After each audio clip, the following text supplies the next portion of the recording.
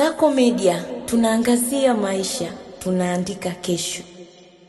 Dodoma, mamlaka ya udhibiti wa huduma za nishati na maji EWURA imetangaza bei kikomo za bidhaa za mafuta aina petroli zitakazotumika hapa nchini kwa mwezi Disemba 2025, zikionyesha kuendelea kushuka kwa bei za petroli.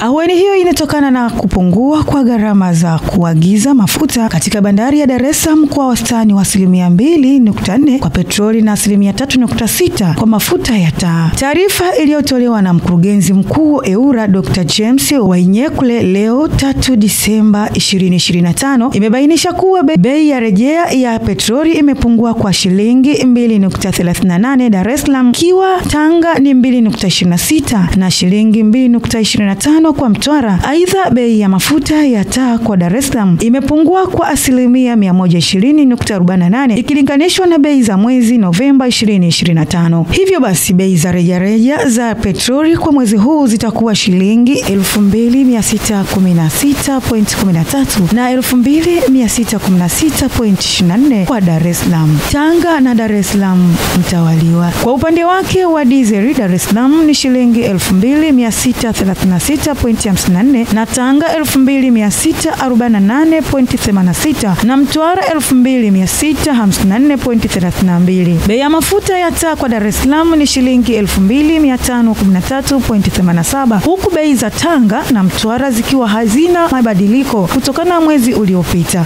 EWURA inawahimiza wauzaji wa mafuta nchini kutoa stakabadhi za mauzo kwa wanunuzi zinazoonesha jina la kituo, tarehe, aina ya mafuta yanayonunuliwa na bei kwa lita, kwani stakabadhi hizo hutumika kama kithibiti kunapokuwa na changamoto yoyote kuhusu huduma hiyo.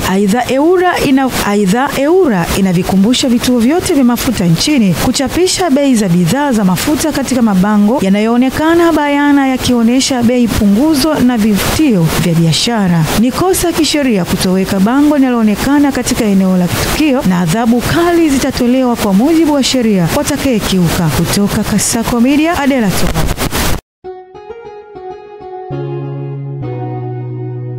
Kasako Media, tunaangazia maisha, tunaandika kesho.